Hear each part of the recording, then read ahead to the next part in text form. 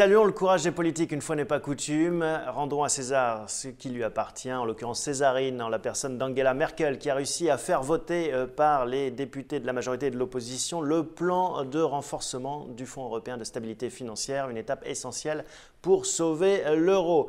Une mesure pas facile à adopter, allez dire en effet à votre peuple qu'il va falloir payer plus et en plus pour les autres. Bravo Angela. Ce courage politique allemand va permettre de renforcer la quille du bateau européen et lui permettre d'affronter dans de meilleures conditions les vagues de la tempête financière. En espérant bien sûr qu'ils ne viennent pas à l'idée d'autres pays de la zone qui doivent eux aussi ratifier ce texte, et bien de ne pas le faire comme on l'a vu en d'autres temps.